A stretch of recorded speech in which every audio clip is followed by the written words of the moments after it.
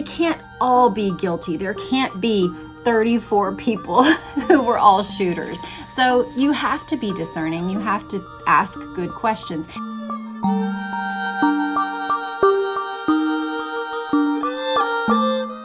Hello, you guys. Welcome back to my channel. And if you're new, then welcome. I would love to earn your subscription today.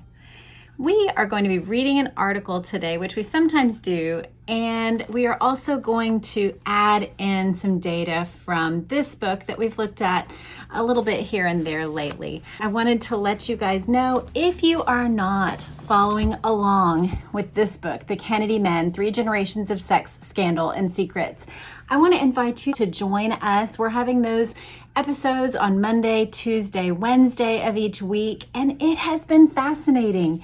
We are not digging into, tawdry details so much as just understanding the men in this story. So join us for that if you haven't. I am personally starting to read through the Warren Commission, and then once I get a little bit into that, I'm hoping to also side by side read this book with that. So if I have little selections from that, I may also bring those to you. But for today, we are going to be getting into this article. It's from the Los Angeles Times from 1996. You guys know how we do this. We do not only read new things. In fact, a lot of my investigation into the JFK assassination really keeps taking me back to what I would call source documents, like back in the 60s, 70s, 80s, where people were doing the pre-internet research of digging into photographs, original interviews,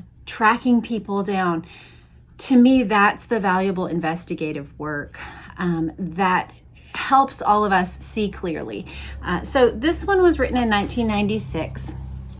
It says, JFK death revisited.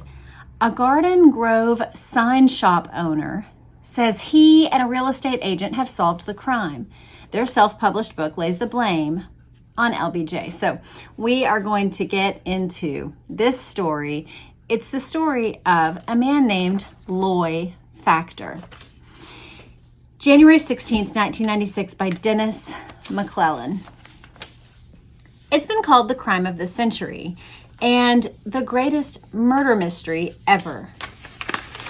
More than 32 years after shots rang out in Dealey Plaza in Dallas on November 22nd, 1963, the question of who shot President John F. Kennedy remains, for many, as provocative as ever. Yes, still true, 29 years later after this was written. The controversy has spawned a virtual cottage industry of assassination books, more than 600 over the past 3 decades. Critical of the official explanation of a single assassin acting alone, the combined tomes offer a smorgasbord of conspiracy theories. Step right up and take your pick of everything from the FBI and the CIA to the KGB and the mob. Now comes the self-published book, which in 1996 was a kind of like saying, we're going to pat you on the head. You're a cute little self-published book. Now, self-publishing is a very valid way of getting a book out to print. In fact, many people find, especially mid-popularity authors, find that they can make far more if they self-publish. So it's become something that people fiddle around with now. But back then, that was kind of like a way of diminishing the significance of the book.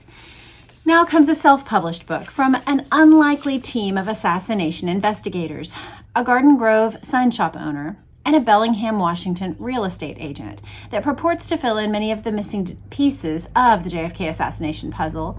New information that the authors maintain leads directly to Lyndon B. Johnson. The Man on the Sixth Floor, by Glenn Sample and Mark Collum, chronicles their investigation of Loy Factor, a Chickasaw from Oklahoma who claimed to have been with Lee Harvey Oswald in the Texas School Book Depository on that tragic November day. Okay, let's go ahead and pause for just a minute. The Men on the Sixth Floor, I want to let you know, is maybe entirely, at least a significant portion, the authors have read aloud here on YouTube. So if you are interested in the story that we are about to read, you have resources available to you for free that can help you dig into the research that these men did when they wrote. So Glenn Sample and Mark Collum, they did research into multiple people, but the focus was on this man named Loy Factor. He was a Chickasaw, so that would be an Indian tribe, a Chickasaw from Oklahoma, who claimed to have been with Lee Harvey Oswald in the School Book Depository. In taped interviews conducted before his death in 1994 due to complications of diabetes, the 67-year-old Factor told Sample and Collum that it was he, Oswald, and a man Factor knew only as Wallace, who were positioned with rifles behind open windows overlooking Dealey Plaza. Now, something interesting about the timing of this is that in 1994, he dies. In 1996, this is being published. In 1998, Mac Wallace, which he doesn't describe him as Mac Wallace, he describes him as Wallace, a man he only knew as Wallace. Mac Wallace's fingerprint was identified as the one fingerprint on a box in the sniper's nest of the School Book Depository that faced the assassination site of Dealey Plaza. So he says in these taped interviews before 1994, when he passed, something that was only known and verified in 1998. And I want to let you know that just this year, I believe in January, Billy Saul Estes and Clifton Carter's conversation was released. It's an audio conversation that we've talked about before here on the channel that identifies Mac Wallace as the person that LBJ hired to do this. So how does this all fit together? Let's keep reading. This is Loy Factor, a person who says he was one of three with Mac Wallace, but he only calls him Wallace, and Lee Harvey Oswald. Let's keep reading. A fourth person on the 6th floor, a young Latina named Ruth Ann, communicated with unknown individuals over a walkie-talkie. And according to Factor, as the president's limousine rounded onto Elm Street in front of the Book Depository building, the woman waved her hand downward as she counted 1, 2, 3. On the downstroke of 3, according to Factor, the gunmen each fired a single shot, then fled downstairs. Ruth Ann and Factor to their car, parked in the Book Depository lot. Oswald and Wallace in different directions. Okay, so let's get clear about that. She does this 1, 2, 3. So according to this theory, if they both fire at the same time, then you would actually have double the number of shots going out. So that's one thing that I don't know enough yet ballistically to know entirely if this is possible. Although I will say, when I count up the bullets, we've got 3 to 4, I think 4 in JFK himself. We have what I believe are 2 that hit Connolly. Even if you count that as 1, there was 1 that hit the curb down near James Tague. There's 1 that was photographed being found and slipped into a pocket by an FBI man in the grass. So that gets us up to 7, 8 shots, which if you have 2 men firing 1, 2, 3, and then you have 2 behind the fence, or 1 shot at least from the headshot going off behind the fence, then that gets you up to that number. So is it possible? It sounds possible. Now, the other thing that she said is that Ruth Ann and Factor fled downstairs. Ruth Ann and Factor to their car parked in a lot. Oswald and Wallace in different directions. Now, we need to talk about the stairs because there's a whole book written about the girl on the stairs that you can find. Whoever we are, whether we think Loy Factor did it, whether we think Oswald did it, whoever you think did it, whichever perspective you're coming at the assassination, you have to deal with the stairs. You have an assassination happen, and then there is the report of Victoria Adams and her friend, whose name is escaping me, that they went immediately to the stairwell and began going downstairs talking together. At the same time, within 90 seconds, you have the police officer and Roy Truly, the building supervisor, coming up, entering the building, immediately going to the stairs and coming up.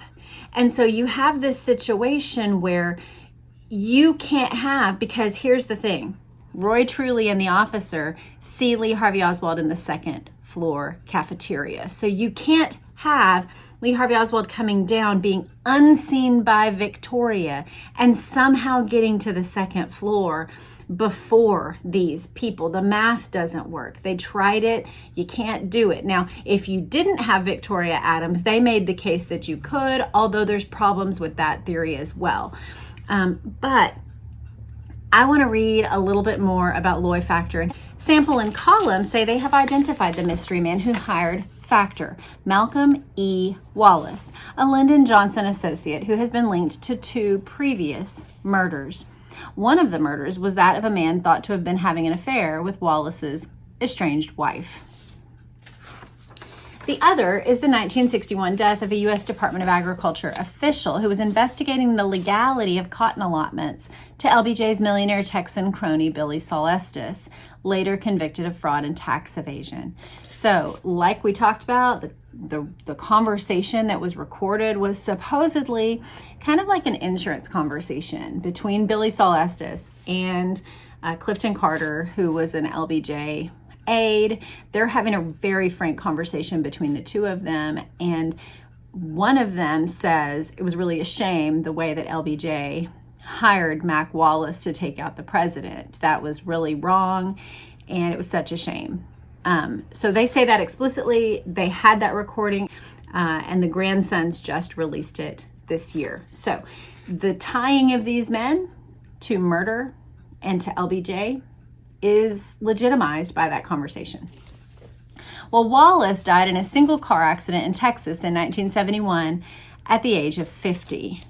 Interesting things to dig into for yourself. Go look at Wallace's death. Go look up the conversation between Billy Solestis and Clifton Carter and listen to it for yourself. You'll hear their Texas twang. You will hear their familiarity with one another. You will hear their familiarity with all kinds of things having to do with LBJ, and you can make up your own mind. We'll continue the article. No one has ever before linked Wallace to the assassination, said Sample, 47, in an interview at his home in Garden Grove. We make the statement in the book that the road leads clearly and without obstruction to Lyndon Johnson. Is it possible? Have Sample and Column shed light on what they refer to as the most devastating assassination in history? Dave Perry, a Dallas insurance claims investigator who has been researching the Kennedy assassination for 19 years, views Loy Factor's claim to have been on the 6th floor with Oswald the same as he views other assassination-related allegations, with much skepticism. Perry, in fact, has reviewed all the available literature that has come out since the assassination and found a total of 61 people in the vicinity of Dealey Plaza who are said to have either shot the president or served as accomplices. 34 alone are listed as shooters. Yes, this is what all of us have to deal with as we wade through the information available. There are people who, for notoriety, will claim to have been the one to kill the president. There are people who, because they're already committed to death or they're already in prison and nearing death, just for the heck of it, almost like they're, just toying with something, they'll admit to it. There are mobsters, multiple mobsters who claimed that their organization had credit for it. They can't all be guilty. There can't be 34 people who were all shooters. So you have to be discerning. You have to ask good questions. The shooters range from the so-called umbrella man on the northwest curb of Elm Street, who is said to have shot a poison dart at the president, like he opened his umbrella and it shot a dart, to a drummer in Frank Sinatra's band, who is said to have fired a shot from the grassy knoll. I'll just throw out also Woody Harrelson's dad, right? There's lots of people. There's James Files. There's Roscoe White, who we read about. There's a lot of people who have been listed as potential shooters. They can't all be true. Sample, who was in a high school wood shop in Yreka, California. I think it's Yreka. I was going hope against hope that it was Eureka, but I think they say Yreka, California. You guys can let me know in the comments. Sample, he was in high school woodshop in Wairika, California in 1963 when he heard that Kennedy had been shot. Is a relative newcomer to the assassination research community. In fact, before he and Colin began their investigation into Loy Factor's story in 1992, he says he had only read one book about the assassination. Married 27 years and the father of 2 sons, Sample and his wife Dorothy are just quiet, normal people that live in Garden Grove. So they're making the case, we're not some sort of ambulance chasers that have been like on a hunt with the assassination our whole lives, that are just trying to piece together facts that we know. There's almost a sense of, because this man didn't know anything, perhaps this is more credible, right? That's what the article is setting up for us. The mere thought that he and Colin have interviewed a man that they are convinced was involved with the death of the president causes Sample to shake his head and laugh in disbelief. We still joke about what a fluke to run into this story, a little sign painter from Garden Grove and a real estate agent from Bellingham. If we're the victims of a tremendous hoax, we've really been taken, but I don't think so. For Sample, who did most of the writing, pursuing Factor's story gradually took over his life. Working on the book in bits and pieces over 3 years, he and Colin would take time off from work to make research trips to Oklahoma and Texas. So they're going to do research and to talk with Loy Factor. It was a project that never left my mind, especially the last year and a half, says Sample, who's now focused on finding a national distributor for the book. As chronicled in their book, the seed for The Men on the Sixth Floor was planted in 1971 when Colin, then 21, first met Loy Factor. So the book apparently goes back, that all of this didn't start in 1996. It started in 1971 when one of the authors, Colin, who was just 21, first met this man named Loy Factor. At the time, Colin was serving a 16-month sentence for a drug-related conviction in the state prison in McAlester, Oklahoma, a fact that Sample included in an early press release announcing their findings, but it is not mentioned in the book.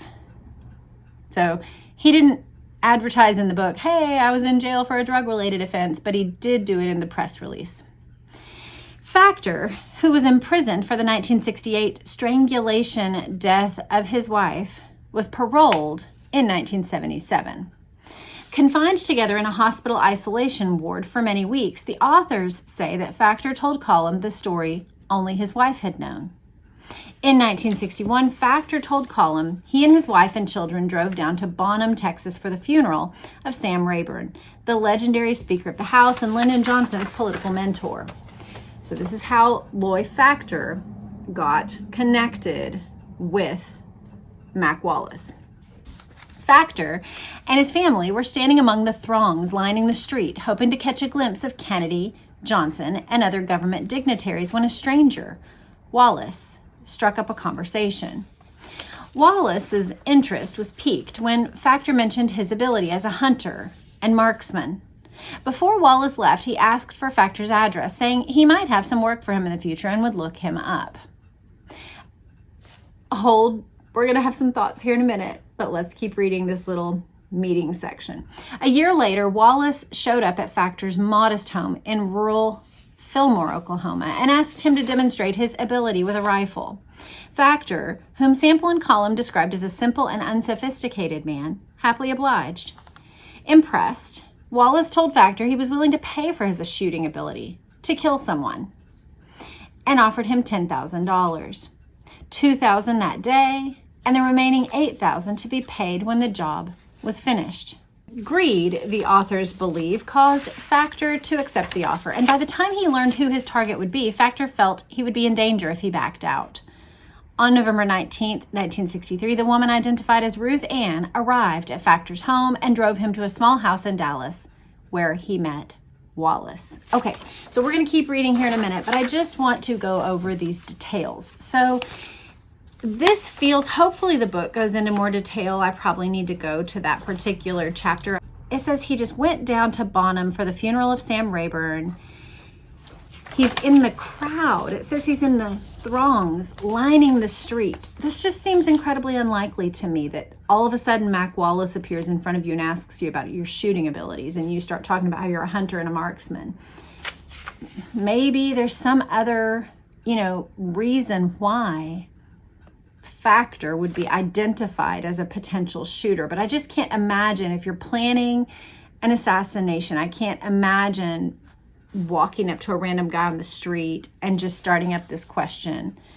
Then a year later, he shows up at his home. I don't know. That seems really hopeful. Maybe there are more breadcrumbs that we're missing in this article. Maybe they're glazing over it. But to me, that seems really thin to build a relationship through which you're going to assassinate a president.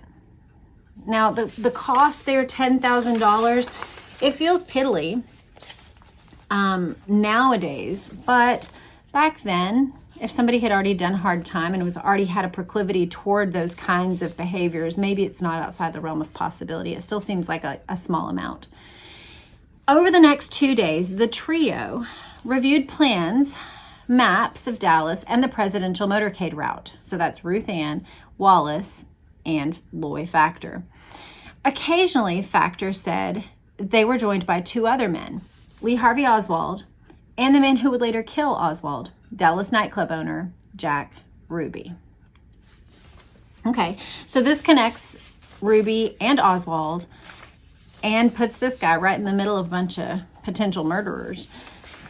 Sample first heard about Factor's story in 1975 when he and his old high school buddy Colum were reunited.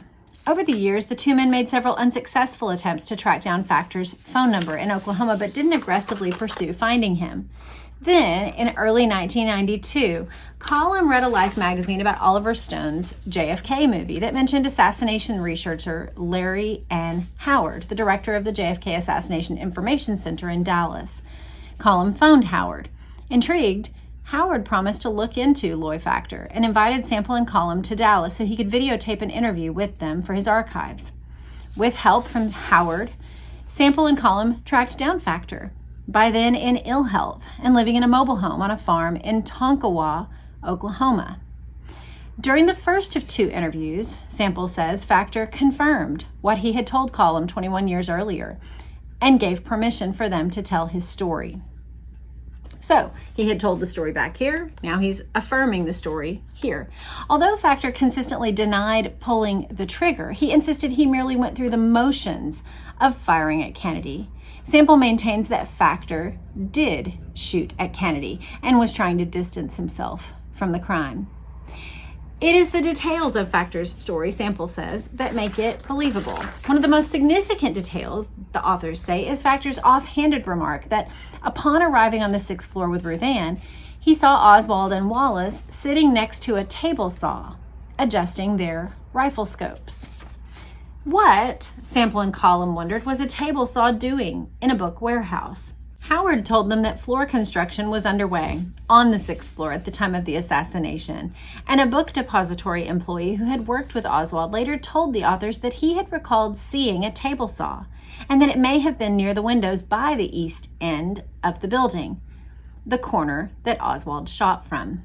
I mean, that itself, he was alleged to have shot from. It's really not proper for anyone to write and say Oswald shot from there because we don't have a photographic evidence of it.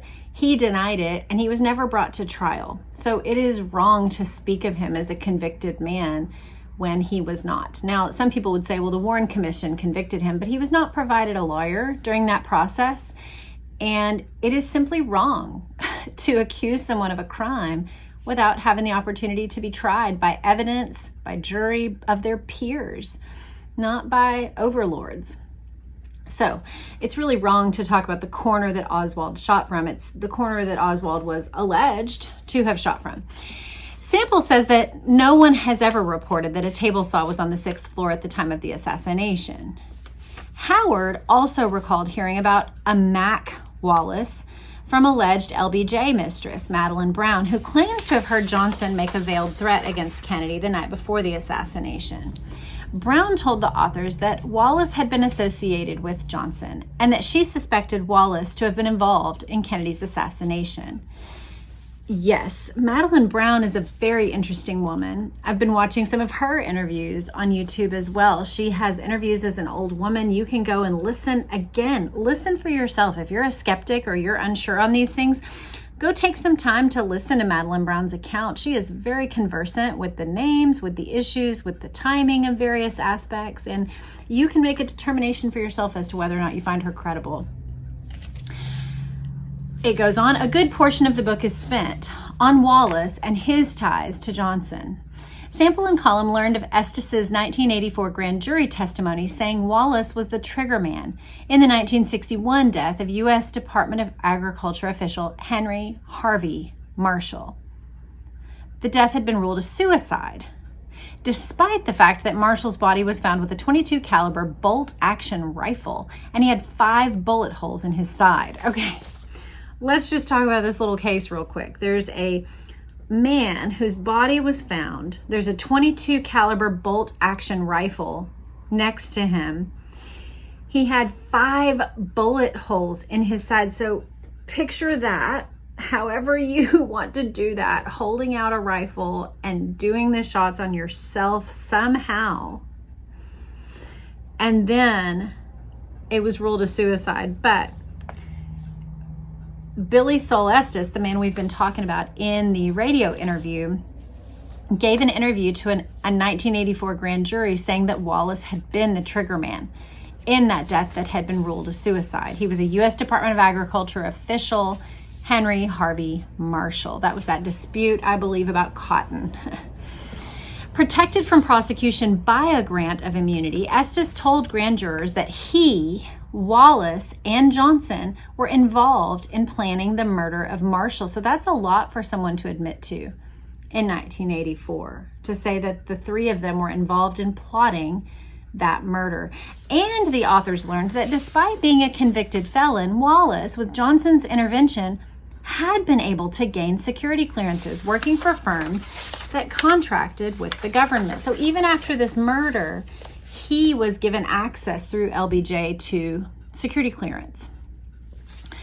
Perry finds much to dispute in The Men on the Sixth Floor. He says that Sample and Column's reliance on statements by the woman who says she was LBJ's mistress is one of the many problems with the book. Perry says Brown has never provided sufficient evidence to prove that she was Johnson's mistress. He also questions Brown's claim that LBJ made a threat against the Kennedys at a party the night before the assassination. No one, Perry says, has ever substantiated that such a party ever occurred.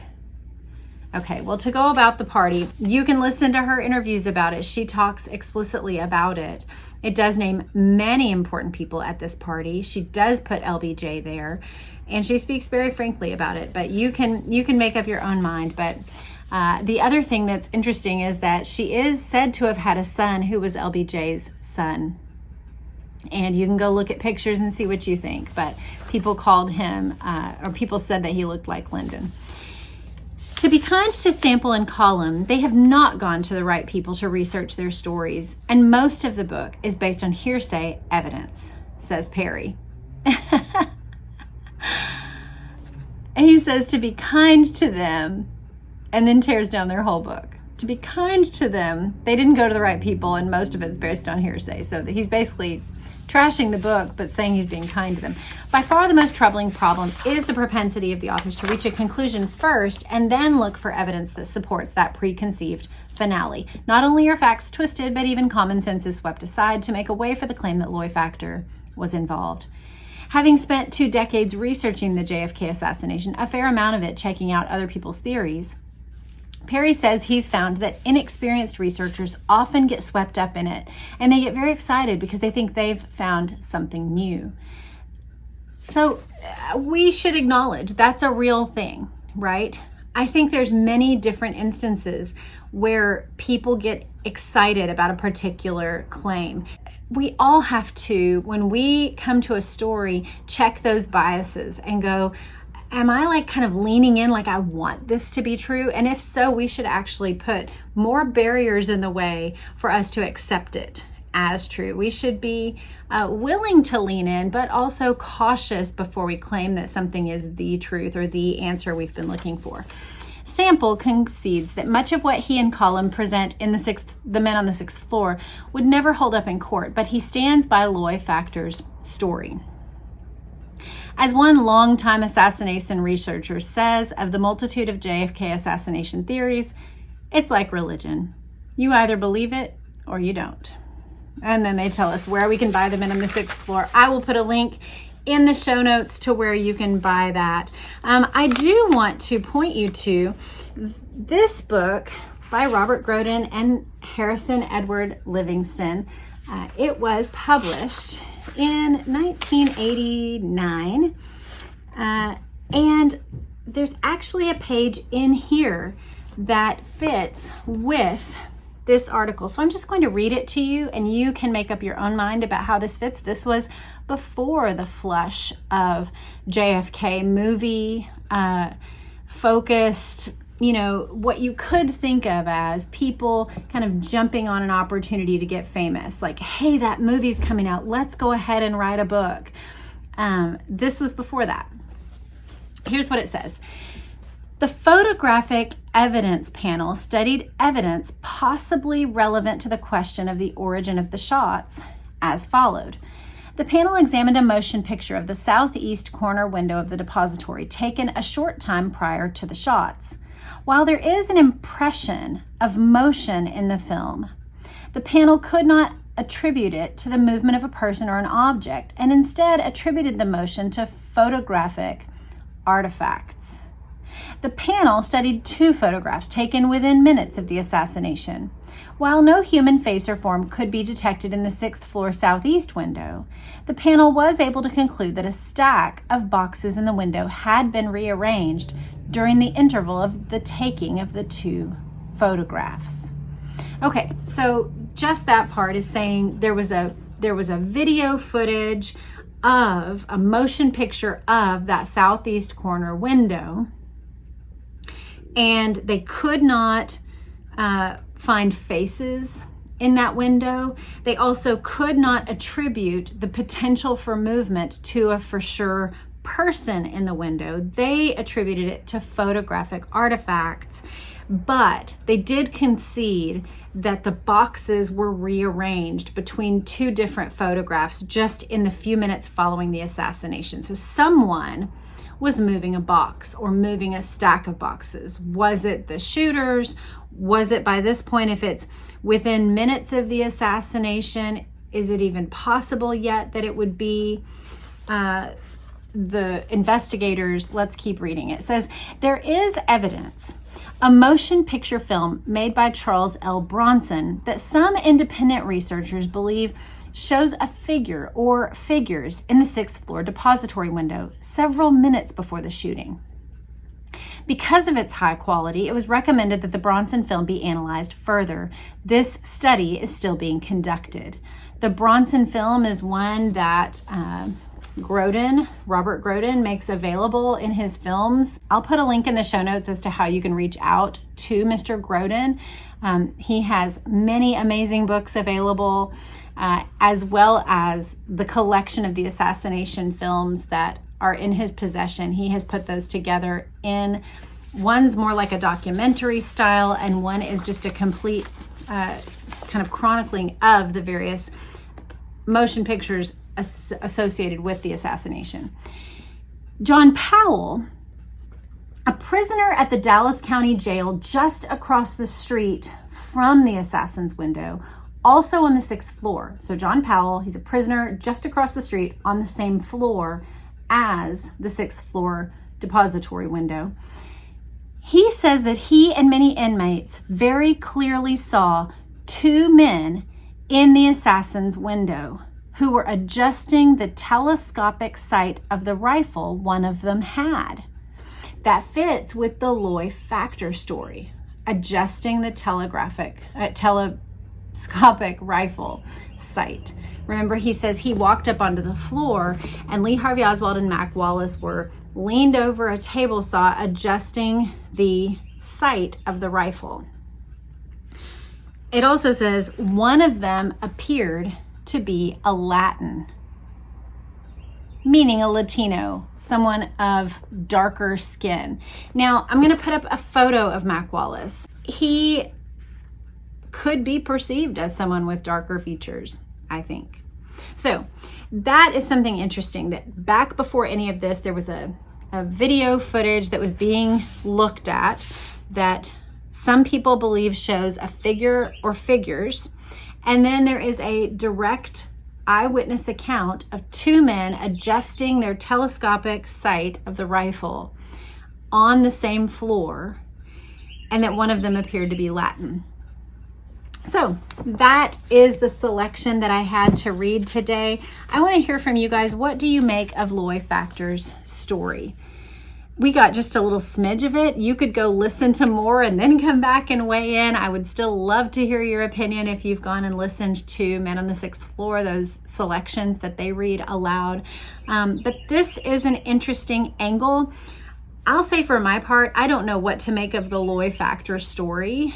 I think it's possible that there were these additional people. I don't know enough about Loy Factor. I would probably have to listen to and read the whole book to really make a determination of where I stand in regard to him. But I will say the Mac Wallace angle keeps coming up, and he is high on my list of potential suspects that actually took the shot from that southeast window. So let me know in the comments what you think. Go listen to the audio from Madeline Brown. Go listen to the audio from Billy Saul Estes and Clifton Carter. Go watch or listen to the reading aloud of this Men on the Sixth Floor book, and let me know what you think about these things. I would love to hear in the comments. Also, very quick, next time we are going to be coming back with a story, a selection from JFK Breaking the Silence. There, the light is catching it so you can see, by Bill Sloan. Bill Sloan is the one who helped Jean Hill tell her story, and he put this book together. I just got it yesterday, you guys. The Downtown Dallas Half Price Books has a whole section devoted to political conspiracies, and so this was there yesterday, so I snagged it. It is a telling of 12 startling conspiracy stories that can now be told. And so we're gonna listen to the eyewitness testimony of somebody who was in Dealey Plaza that day. His name is Ed Hoffman. And so come back for that next time. We'll discuss his story. We'll read bits and pieces and discuss it together. One last bit of housekeeping is this, that I am trying to carefully edit and present to you